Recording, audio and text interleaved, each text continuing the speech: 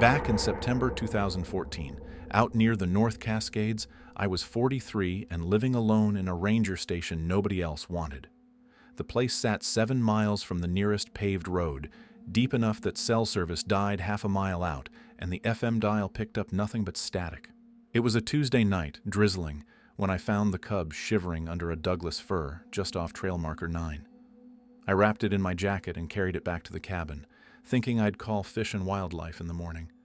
But that night, at exactly 1:37 a.m., I heard 3 knocks on the porch door.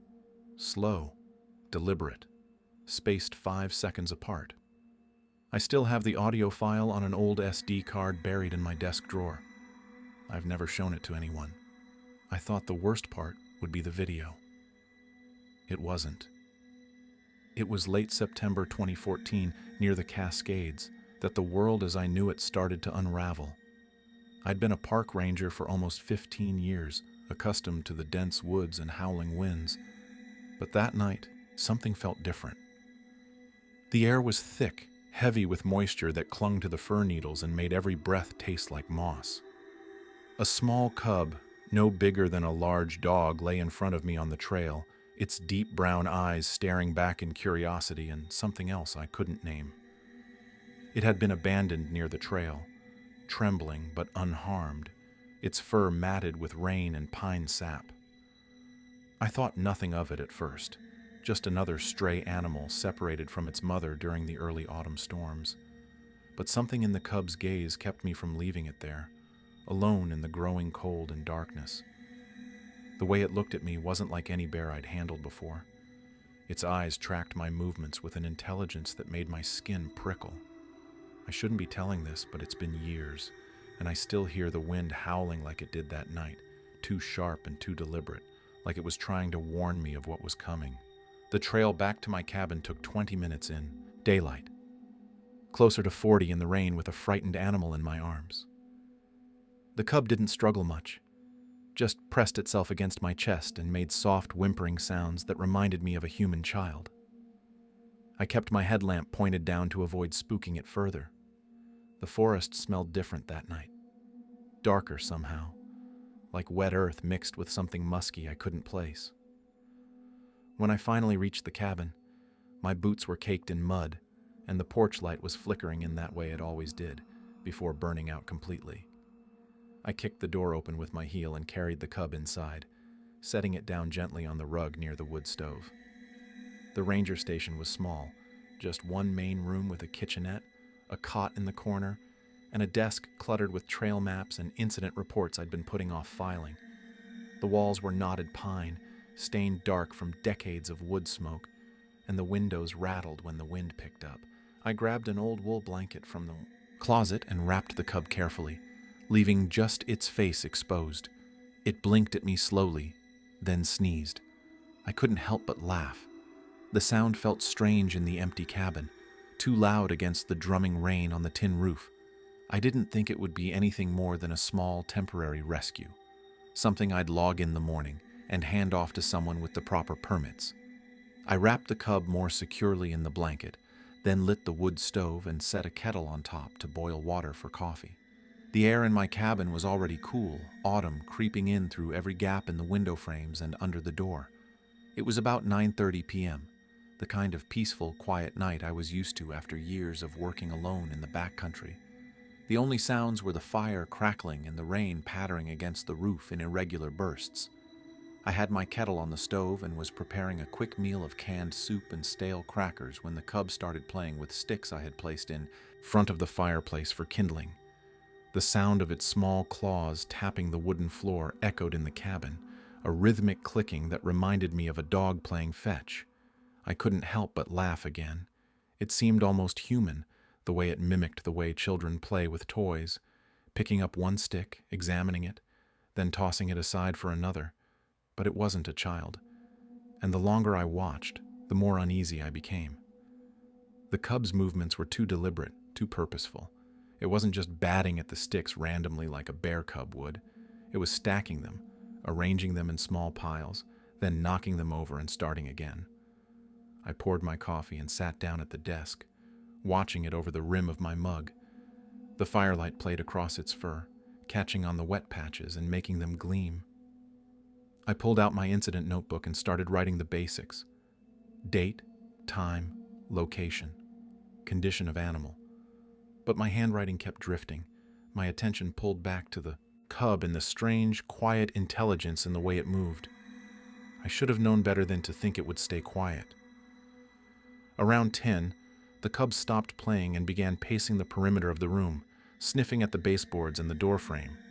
It circled the cabin 3 times, always moving clockwise, always pausing at the same spot near the porch door. Then it sat down, faced the door, and stared. Just stared. I put down my notebook and walked over, crouching beside it. "What is it, buddy?" I said softly. The cub didn't look at me. It kept its eyes locked on the door, ears forward, body tense. I listened hard, but heard nothing except rain and wind. Still, the hair on the back of my neck stood up. Something about the way the cub was acting made my chest feel tight. By 11 p.m., the cub had curled up beside the stove, falling asleep in its own strange, almost human way, with one paw covering its face like a child hiding from a nightmare. I'd never felt more alone in my life, which was saying something for a man who chose to work 7 miles from the nearest neighbor. I didn't mind, though. I had a lot of time to think, to let my guard down, to forget that the world beyond these woods even existed. I never thought about what could happen if I took the cub in. I was just doing what seemed right, what any decent person would do when faced with a frightened, abandoned animal. When I closed the door that night, all I heard was the crackling of the fire and the soft snoring of the cub, a gentle rasping sound that filled the silence. Yet, a strange feeling washed over me, something cold that had nothing to do with the temperature. The cabin felt smaller somehow, the walls closer, the darkness outside the windows thicker and more present. I went to bed soon after, pulling the cot away from the window and positioning it so I could see both the porch door and the cub. The creaking of the cabin's wooden frame was louder than usual, each groan and pop making me flinch. I checked the locks twice just to be sure, then lay down fully clothed with my boots still on. The wind had picked up, rattling the shutters and making the trees scrape against the roof. I tried to sleep, but every sound seemed amplified. Every shadow seemed to move. The cub slept on, undisturbed, its chest rising and falling in a steady rhythm. I watched it for a long time, the firelight painting orange streaks across the ceiling, my mind running through every bear protocol I'd learned in 15 years of ranger work. But the protocols all assumed you were dealing with a normal bear, and nothing about this felt normal. The cub's face, even in sleep, looked wrong for a bear. The snout was shorter, the eyes set wider, the ears more rounded. I told myself it was just the poor lighting, just my exhaustion playing tricks on me. I told myself a lot of things that night. None of them helped. Eventually, I closed my eyes and listened to the rain and the fire and the soft breathing of the cub, and somewhere in that tangle of sounds, I drifted off. That was mistake number 1. I heard the first knock at 1:37 a.m. I didn't jump out of bed, but it froze me to the sheets, my body going rigid before my mind fully processed what I was hearing. A slow, deliberate knock, 3 in a row, each louder than the last, spaced exactly 5 seconds apart. I tried to ignore it, tried to convince myself it was a branch blown against the porch railing or a chunk of ice sliding off the roof. But the knocks didn't stop. They came again, same rhythm, same spacing, unmistakably intentional. I got up, my boots dragging across the floor, every board groaning under my weight. The cub was still asleep, undisturbed by the sound that had my heart hammering in my chest. The knocks came from the porch door, the same door the cub had been staring at hours earlier. Someone, or something, was out there. My hands were shaking as I grabbed my flashlight from the desk and crossed the room. The beam cut through the darkness, illuminating dust motes and the faint steam rising from the dying fire. I stood in front of the door for a full minute, listening, barely breathing. 3 more knocks, slow, methodical. I opened the door a crack, just enough to angle my flashlight through, and saw the porch light flickering faintly, casting weak yellow light over the wet boards. But there was nothing. No animal, no person, no branch. Only the echo of the knocks in my mind, and the smell, thick and musky, like wet fur and something earthier, wilder. I stepped out onto the porch, sweeping the flashlight across the tree line. The rain had stopped, leaving everything dripping and silent. The forest felt too quiet, like it was holding its breath. I should have gone back inside. I should have locked the door and radioed the main station. Regulations be damned. But I didn't. I walked to the edge of the porch and pointed my flashlight into the woods, calling out, "Hello? Anyone out there?" My voice sounded small and foolish. The trees swallowed it without an echo. I stood there for another minute, then two, my breath fogging in the cold air. Nothing moved. Nothing answered. I went back inside, locked the door, shoved a chair under the handle, and didn't sleep another minute that night. The cub never stirred once. The next morning the wind had picked up, pushing thick clouds across the ridge and shaking loose the last of the rain from the fir branches. I went outside to check the porch, hoping it was just the storm playing tricks, hoping I'd find a fallen branch or some other rational explanation. And then I saw them, and my stomach dropped. Footprints, large and impossibly deep, pressed into the mud just outside the porch steps. They were far too large for any human, each one nearly 16 inches long and 6 inches wide, with a stride that spanned almost 4 feet. It wasn't snowing, hadn't snowed in weeks, but the prints were fresh, the edges still sharp and still, undisturbed by wind or rain. I bent down to examine them, my knees cracking in the cold. No animal track I knew of left such a wide span or such clear weight distribution. They weren't clawed like a bear's, but they weren't human either. The toes were distinct, 5 of them, splayed out in a way that suggested something bipedal and heavy. I thought I'd gone mad, that 15 years of isolation had finally caught up with me, and my brain was inventing things to fill the silence. But there it was, right in front of me, pressed into the earth in a line leading from the tree line to my porch and back again. I pulled out my phone and took pictures, even though I knew the cell service was dead and the photos would just sit in my camera roll, unsent and unshared. The prints led back into the forest, each one perfectly spaced, deliberate. I followed them for about 50 yards, my flashlight still in hand even though the sun was coming up. The track stopped at a dense thicket of salal and huckleberry, the undergrowth too thick to push through without serious effort. I stood there, staring into the dark tangle of branches, and for the first time in my career, I felt like prey. I told myself it was wind again. I whispered to no one. But the prints were still there, and the cub, oddly enough, seemed more restless when I returned to the cabin, pacing again, sniffing at the door, making soft whining sounds that set my teeth on edge. I didn't call fish and wildlife that morning. I didn't call anyone. I just sat at my desk and stared at the photographs on my phone, trying to make sense of something that had no sense to give. By the time the sun set that evening, I was certain of one thing. The cub wasn't alone. It wasn't just a lost animal separated from its mother during a storm. It was a part of something bigger, something that had come looking for it in the middle of the night and left footprints that shouldn't exist. The cub's eyes flickered in the dim light of the fire, and for the first time it let out a low whine, a sound that started deep in its chest and rose into something almost like a word. Something stirred in me, a mix of fear and curiosity and a strange, protective instinct I couldn't explain. I tried to go about my usual evening routine, heating soup, checking the weather radio, logging trail conditions in my notebook.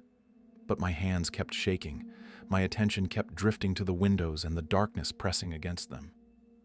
The forest felt different now, heavier, like it was watching me the way I'd watched it for 15 years. Then came the sound again, cutting through my thoughts like a blade. The knocking. 3 solid knocks on the door. Same rhythm, same spacing. I couldn't deny it anymore. This wasn't just a wild animal. It was something else, something I wasn't ready for and didn't have the language to name. I stood up slowly, my chair scraping against the floor. The cub was on its feet now, staring at the door, ears forward. body trembling. I crossed the room and put my hand on the door handle, feeling the cold metal under my palm. Bigfoot, I whispered, saying it out loud for the first time, though I hated even using that word. It sounded ridiculous, like something from a late-night cable show or a roadside tourist trap. But what else could it be? What else left prints like that and knocked on doors at 1:37 in the morning? I didn't open the door. I just stood there, listening to my own heartbeat and the cub's soft whimpering and the wind moving through the trees. The knocking didn't come again. But I knew, deep in my bones, that whatever was out there wasn't done with me yet. That night, I slept with my back against the door and my flashlight clutched in one hand. The cub curled up beside me, its warmth the only comfort in a cabin that suddenly felt far too exposed, far too fragile. I dreamed of footprints and shadows and 3 slow knocks echoing through a forest that never answered back. At 2 a.m., the cub started to howl. It wasn't a loud noise, not the kind that would carry across the valley, but a soft, pained cry that carried into the cold, silent air and made every hair on my body stand on end. I grabbed my flashlight and opened the door, knowing I'd regret it, knowing this was mistake number 2, but unable to stop myself. What I saw made my heart stop and my breath catch and my legs lock in place. A massive shape in the moonlight standing just beyond the tree line, maybe 30 yards from my porch. 2 more figures emerged from the shadows behind it, moving with slow, deliberate steps that barely disturbed the underbrush. They were enormous, easily 7 or 8 feet tall, their bodies broad and covered in dark fur that absorbed the moonlight. I couldn't make out their faces, just their shadowy, hulking forms and the way they moved, upright and purposeful, nothing like a bear. The sight was terrifying, but oddly I felt no malice from them, no aggression in their stance or their movements. They were searching for the cub. They'd come for their family, and they knew exactly where it was. I didn't know what to do. I froze, my breath caught in my throat, my flashlight beam wavering across the clearing. The larger one, the alpha I assumed, stepped closer, and the porch light caught its eyes for just a second. They glinted in the light, amber and intelligent, and utterly, completely aware. It didn't speak. It didn't need to. The message was clear in the way it stood there, patient and waiting. It knew the cub was here, and now it was asking me to return it. Not demanding, asking. The distinction mattered in a way I can't fully explain. The cub pushed past my legs and took 3 steps onto the porch, then stopped and looked back at me. The whimpering had stopped. It seemed calmer now, more certain. The creatures in the tree line didn't move, didn't advance. They just waited, 3 dark shapes against the darker forest, their breath visible. In the cold air, I could smell them now, that same musky scent from the night before, mixed with pine and wet earth. My hands were shaking so badly I nearly dropped the flashlight. This was Bigfoot. This was real. And they were standing in front of my cabin, waiting for me to do the right thing.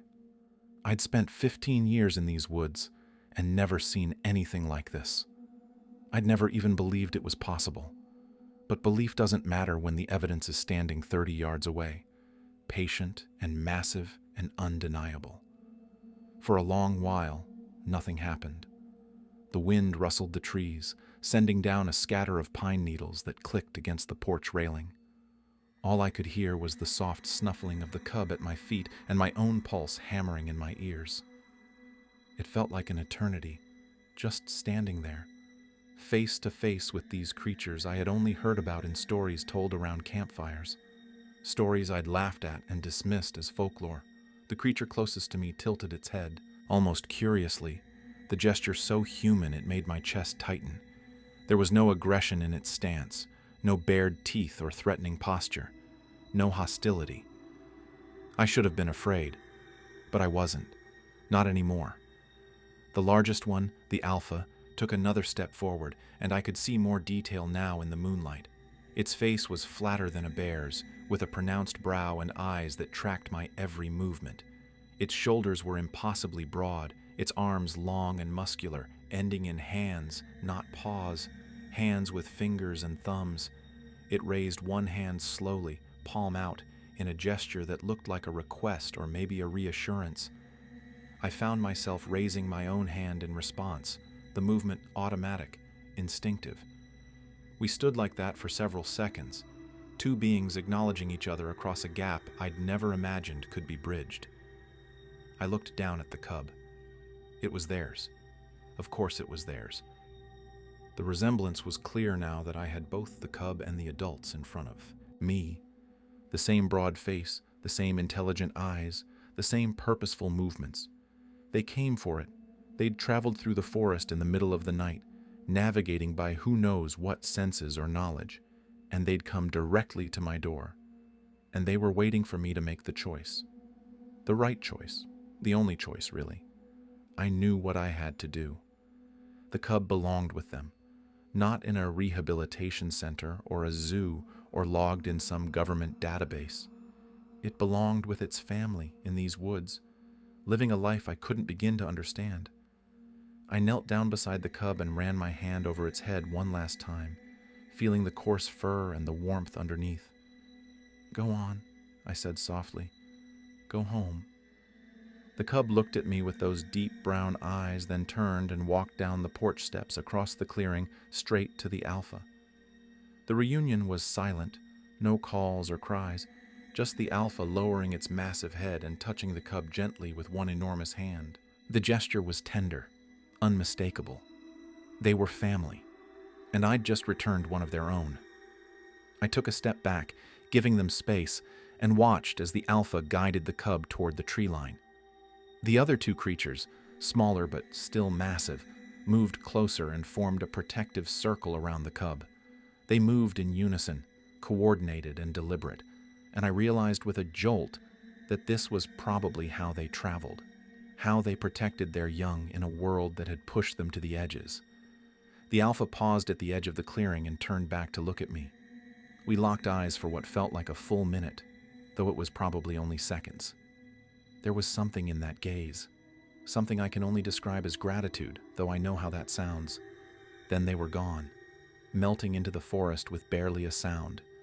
No crashing or snapping branches, just the soft whisper of movement, and then silence. I stood on the porch until my legs started to ache in the cold, seeped through my jacket, and my breath came out in thick clouds. The forest felt empty again, but different somehow, like it had been holding something precious and had now let it go. I couldn't even keep the cub. The thought made me laugh, a short, sharp sound that echoed off the cabin walls. I'd spent one night with a creature I didn't understand, and now it was gone, returned to a world I'd never fully see. I went back inside and sat at my desk, my hands still shaking. The cabin felt enormous and empty, the fire burning low, the shadows long. I should have written everything down immediately, documented every detail while it was fresh. But I didn't. I just sat there, staring at the door, replaying the encounter in my mind.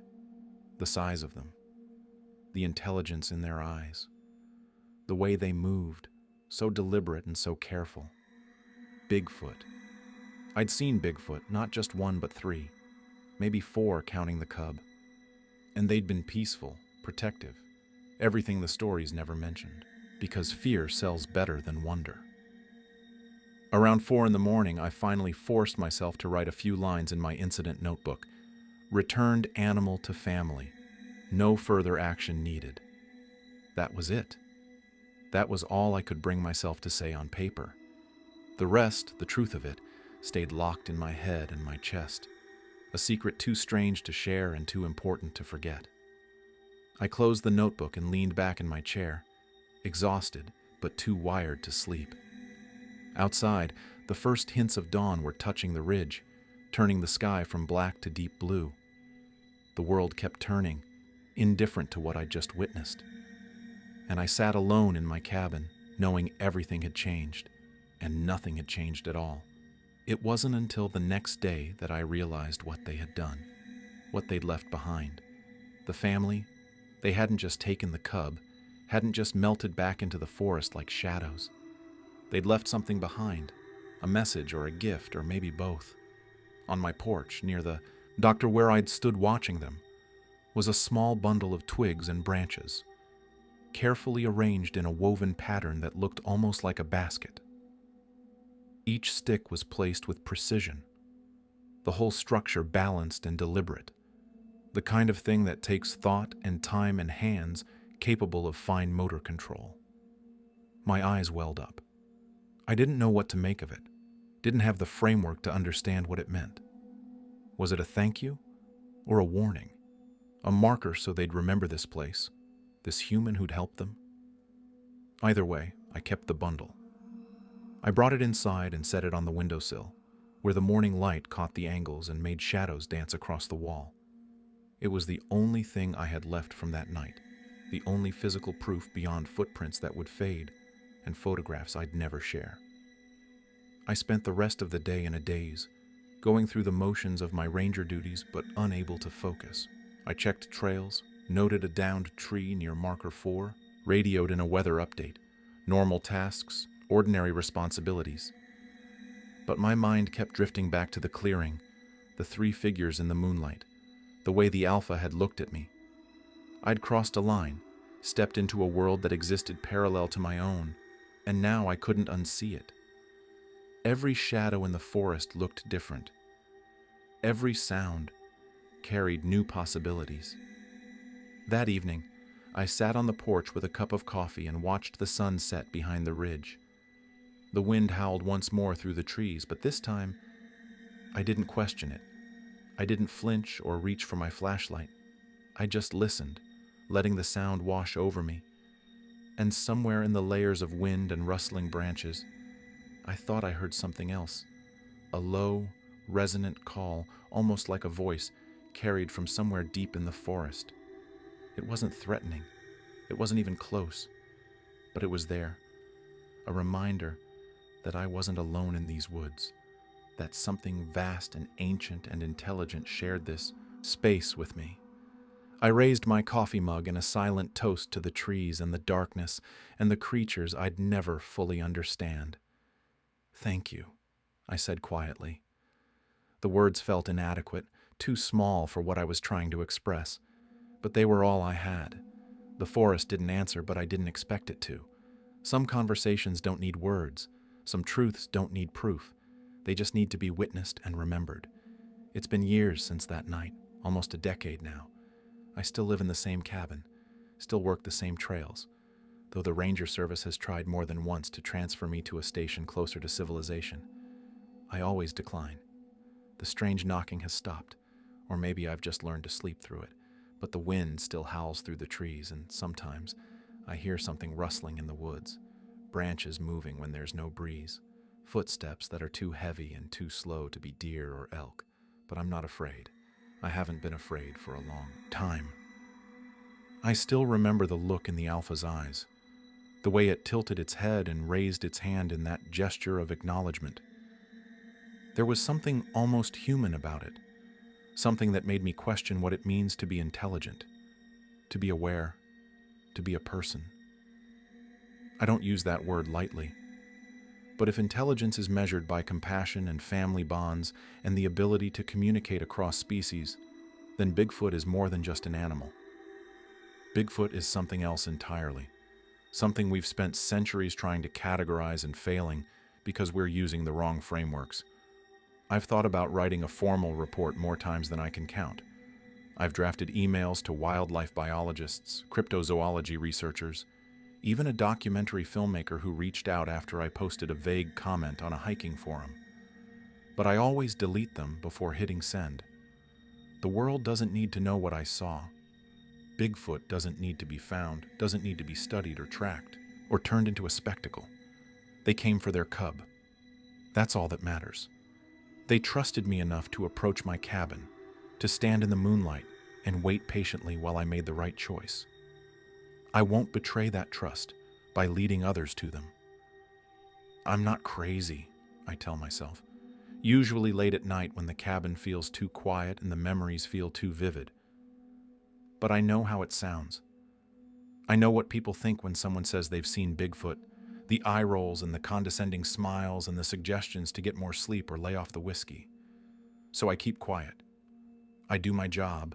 I file my reports. I guide the occasional hiker who wanders too far off the marked trails. And I keep the secret, the truth of what's out there in the dark woods, living alongside us in a world we barely understand. The woven bundle still sits on my windowsill, gathering dust but never forgotten. Sometimes I pick it up and run my fingers over the carefully placed twigs, marveling at the skill and intention behind it. It reminds me that the world is stranger and more wonderful than we allow ourselves to believe, and that some mysteries are better left unsolved, some creatures better left unfound. Bigfoot exists. I know that now, and that's enough. There's a clip, somewhere buried deep in my old camera bag in the closet. Just 43 seconds of shaky footage I took through the window that night. My hands trembling so badly the image jumps and blurs. You can see 3 shapes in the clearing, dark against the moonlit trees. You can hear my breathing, harsh and fast. You can almost make out the moment the alpha turns toward the camera, eyes reflecting the porch light. I've watched it maybe twice since that night. I won't watch it again, and I'll never share it. The world doesn't need to know. The family doesn't need to be found, doesn't need hunters or researchers or curiosity seekers tramping through their home. They came for their cub. That's all that matters. That's the whole story, really. Sometimes, late at night, I think about what would happen if I did release the footage, if I broke my silence and told the full truth. The media circus, the investigators, the sudden transformation of these quiet woods into a tourist destination. The thought makes me feel sick. So the SD card stays buried, and the story stays mine. It's a small price to pay for the privilege of that night, for the moment of connection with something we've spent generations pushing to extinction or myth. Bigfoot trusted me. I won't fail that trust. I can't say I believe in Bigfoot the way people think, like it's a matter of faith or conspiracy. I know Bigfoot exists. I've seen it, stood 20 feet away, watched it care for its young with a tenderness that would shame half the humans I've met. But I also know that knowing isn't the same as proving, and proving isn't the same as protecting. So I choose protection. I choose silence. I choose to let the mystery remain a mystery for everyone except me. I hear the knocks still. 3, soft and deliberate, usually around 1:37 in the morning when the forest is deepest in sleep. But I don't fear them anymore. I just listen. I just wait. Sometimes I even knock back. 3 taps on the window frame. A response in a language I don't fully understand but can speak well enough. It's like they're telling me something I've yet to fully grasp, a message embedded in the rhythm and the timing. Maybe one day I'll know. Maybe one day the meaning will become clear. But for now, I live with the silence and the sounds and the knowledge that I share these woods with something ancient and wise and utterly, beautifully real. The wind howls tonight, carrying that familiar scent of wet fur and earth. I step out onto the porch and look toward the tree line, the woven bundle in my hand. Somewhere out there, Bigfoot is watching, and I watch back. It's enough.